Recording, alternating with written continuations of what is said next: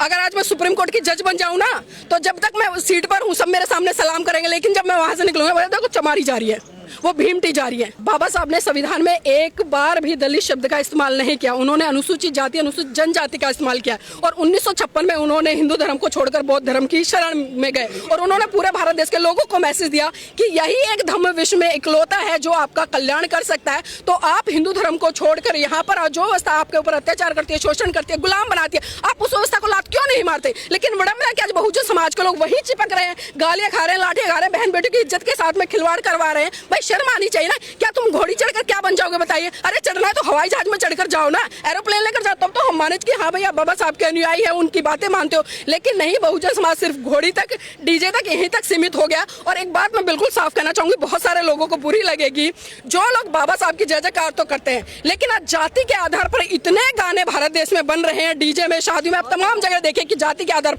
The great चमार, ये चमार, वो चमार, वो चमार। भाई चमार चमार करके कर क्या लोगे तुम?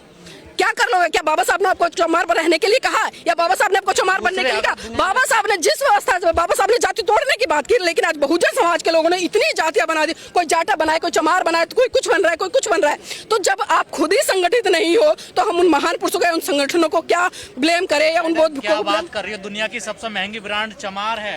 भाई साहब देखिए, ब्रांड बना लीजिए, कुछ भी बना लीजिए, अगर आज मैं सुप्रीम कोर्ट की जज बन जाऊं ना, तो जब तक मैं उस सीट पर हूं सब मेरे सामने सलाम करेंगे, लेकिन जब मैं वहां से निकलूंगा देखो चमारी जा रही है, वो भीमटी जा रही है। बताइए तो ऐसे ब्रांड का करना क्या है? बाबा साहब ने दिया है ना आपको एक मार्ग दिया कि बुद्धिज्म की तरफ जाइए, वहां पर आपकी जातियां खत्म हो जाएंगी, सब कुछ खत्म हो जाएगा और आप एक मनुष्य बनोगे, मनुष्य नहीं बल्कि एक सर्वश्रेष्ठ मनुष्य बनोगे। लेकिन आज जो भारत का बौद्ध समाज है या मैं कहूँ बहुजन समाज है, वो भगवान बुद्ध और बाबा साहब की तरफ नहीं बढ़ रहा है। अपना बड़ा भाई मानते हैं, जिनको बहुजन कहते हैं, वही कर रहे हैं ना इस काम को। तो देखिए यादव समाज आज, जहां तक मैं समझ रही हूँ, कुछ जो पढ़े लिखे लोग हैं वो निकल कर आ रहे हैं, वो विचारधारा पर भी काम कर रहे हैं, लेकिन ये उनकी ज्यादा जिम्मेदारी बन जाती है जो समझ गए उस विचारधारा को, क्योंकि इनके समाज से ललित सिंह पेरियार जी आए जिन्होंने सच्ची रामायण का इतिहास खोल कर रख दिया और एक नहीं तीन बार मतलब इलाहाबाद हाईकोर्ट और सुप्रीम कोर्ट से वो जीत कर लाए और उन्होंने धज्जियां उड़ा दी कि कोई राम नहीं है, कोई सीता नहीं है, इनका एक एक चरित्र खोल कर रखा। तो यादव समाज के लोगों को ये समझना चाहिए, लेकिन यादव समाज का लोग बिल्कुल, देखिए आइए भाई आगे आइए। तो मैं वही बात कर रही हूँ, आप कह रहे हैं ना, मैंने कहा ना यादव समाज में लोग जाग रहे हैं, तो आज भाई जी हैं, बस जागरूकता की कमी है। जिस दिन यादव समाज ने अपने महान पुरुषों को पढ़ लिया, समझ लिया, वो देखिए इनकी तरह निकलेगा। उनके हाथों में भगवान बुद्ध की तस्वीर होगी, मुंह पर जय भीम होगा, नमो बुद्धाय होगा, नीली शर्ट भी होगी। तो एक क्रांति और एक क्रांति धीरे धीरे शुरू हो रही है, लेकिन ये हमको भी समझना पड़ेगा। जब हम समझ गए तो हम घर घर जाएं, घर घर कैडर लगाए, अपने समाज की बहन बेटियों को जगाए। लेकिन विडंबना कि हम मंच लगाते, खुद आते हैं, भाषणबाजी करते हैं और गाल बजाकर यहाँ से चले जाते हैं। तो जब तक हम ये गले की खुजली है ना, इसके मिटाने वाला लालच नहीं छोड़ेंगे ना, हम सफल नहीं हो पाएंगे। और महिलाएं आप देख रही हैं, यहाँ पर काफी महिलाएं, दंपति संघ की बहन बेटियां भी हैं और भी लोग हैं।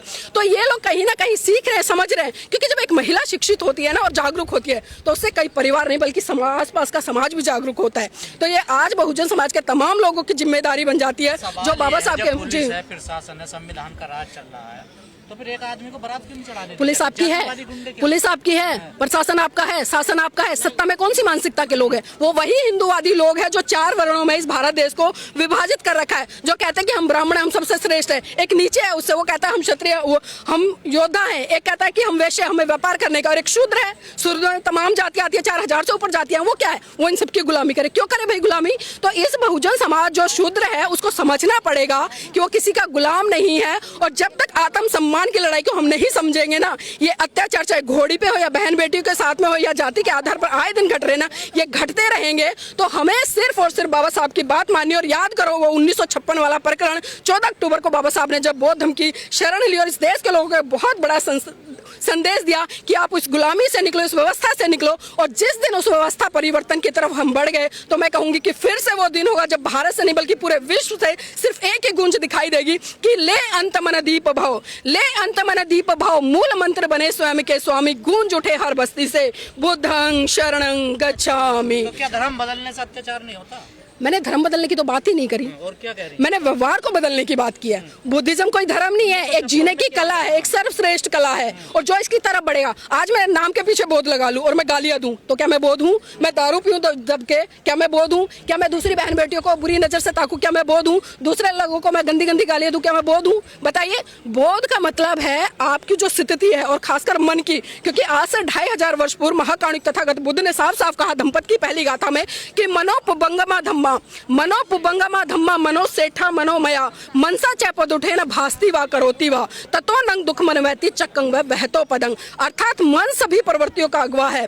जो विचार आपके मन में आएंगे, चाहे वो अच्छे हो या बुरे हो, एक तरह से सब चीजों की उत्पत्ति आपके मन से, और अगर आपके मन में अच्छे विचार हैं तो अच्छी बातें निकलेंगी, बुरे विचार है तो बुरी निकलेंगी। और जब एक व्यक्ति दुखी मन से बोलता है तो आप समझ सकते हैं कि उसका जो शारीरिक एक फैक्टर है या कुछ भी है वो किस तरह का होता है। तो इसीलिए आज हमें जो चित्त है, ये मन है, इस पर काम करना पड़ेगा। बहुजन का कॉन्सेप्ट था वो तो फेल हो गया ना। देखिए बहुजन रोकते सहारनपुर में मुसलमान रोक लेते हैं। देखिए मैंने कहा ना, सभी एक से नहीं है, पीछे है ना, सभी एक से नहीं है, सभी बहुजन। देखिए जाटा समाज हो या चमार समाज हो, वाल्मीकि समाज हो, इनमें भी सभी लोग जागरूक नहीं है। इसी तरह से यादव हो या जाट हो, उनमें भी सभी लोग जागरूक नहीं है। कुछ अपवाद आपको कुछ मिल जाते हैं, और वही लोग कहते हैं एक मछली पूरे तालाब को गंदा करती है। तो ये उदाहरण ऐसे लोगों पर बिल्कुल सटीक बैठता है। लेकिन मैं फिर कहूंगी कि समाज का जो बुद्धिजीवी वर्ग है, आज उसकी जिम्मेदारी बनती है कि वो समाज के लोगों को अपने महान पुरुषों का मार्ग दिखाए, वो दिशा दिखाए। और जिस दिन ये हो गया ना, तो भारत का एक अलग ही सीन दिखाई देगा। बेटियों के साथ हुआ, उसको कोई चिंता करने की जरूरत नहीं। चिंता करने की जरूरत क्यों नहीं है ना? मैंने कहा ना, सारा मन का खेल है,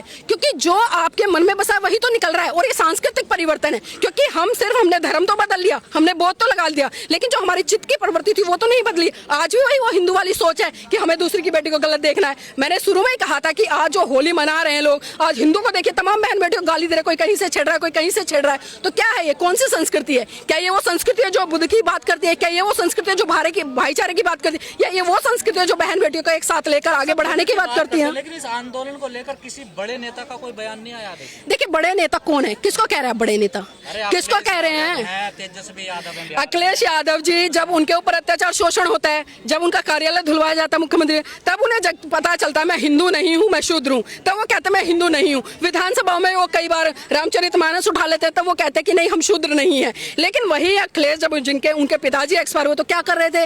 वही पंडित पुजारियों को बुलाकर कर्मकांड कर रहे थे, हवन कर रहे थे, पूजा कर रहे थे।